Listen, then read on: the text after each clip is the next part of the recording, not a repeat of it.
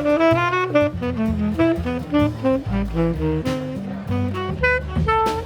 lights are low, the music is smooth, and the vibe is more than mellow. It's unlike any other restaurant in the city. This is the Beat Hotel. Named for the Parisian hotel famous for housing writers and artists back in the 1950s, this underground bohemian brasserie is the latest addition to Harvard Square, Cambridge. The enormous dining room is decked out in trippy art and funky lighting with a laid-back staff who seem a bit like beatniks themselves. It's an atmosphere for everybody to just come and relax and listen to the music and have a great meal too. And while the front of the house is certainly a sultry space where you can catch soulful live jazz nightly, back in the kitchen, you'll find the vibe to be much different. Ash, fire, 504! Here, you can sell that toast here. Yo, kid, you owe me 1 chicken, all right? Fire, Wavo! No, don't fire 601 yet. Yeah, you can fire 601. Hi, I'm Rebecca Newell, and welcome to the Beat Hotel. Chef Rebecca Newell is the culinary taskmaster working backstage to make sure every plate served is absolute perfection. Rick, that looks dope. You have a taco up for 601?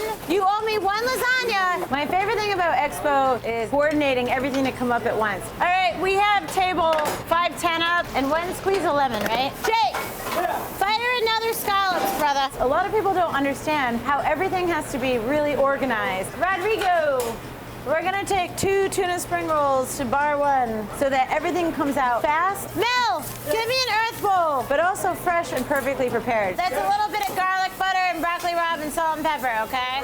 And while she does work in a restaurant with a hippie vibe, she doesn't consider herself one. I don't think that I tend to be a very hippie, funky person. I did go camping last summer, so that might be a little hippie. I went to a Fish concert in October, so that's kind of hippie.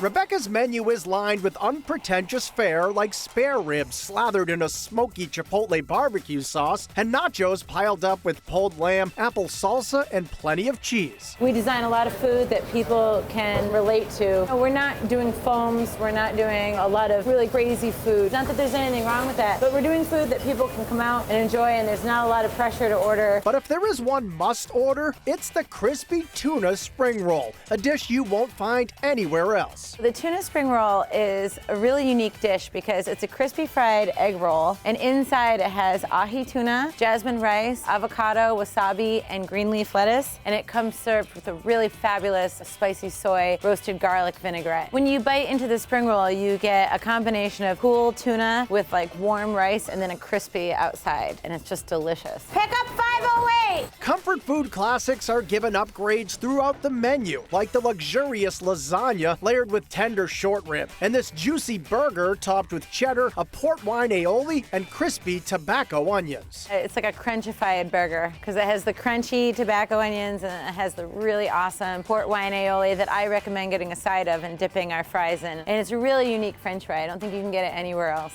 And while the toppings are terrific, the patty itself is prime beef, top of the line when it comes to burgers. It's so luxe and marbleized, you know?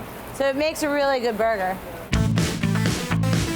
If you're looking for something more upscale, there's seared local scallops over a creamy parsnip puree, hearty leg of lamb with olive oil mashed potatoes, and tender filet cooked perfectly pink in a ravishing red wine sauce. And if that doesn't have you seeing red, the red velvet coconut cake certainly will. It's really heavy on the coconut. It's delicious. It's one of my favorite desserts. Hey, I'll take the dinner salad, $4.44. Since she's back in the kitchen creating all of this flavorful fare, Rebecca doesn't get out to enjoy the music and mood of the dining room much, but for her, that's no problem. I love cooking. I think when you're a chef, it can't just be something that you like. Like, you can't like to be a chef. You have to love to be a chef, and there's a huge difference there. It's not a career, it's a lifestyle. It's up! I'm waiting on the ball, brother. Whenever we're really, really busy. Okay, pass that to the kid. I got 2 chickens right now. And everything's really, like, pumping, and, like, we're having a good time. Pick up 514! I'm up on 430. You have my waiver? It feels so good, because you feel like you fed a lot of people, but you had a good time doing it too. So that's important.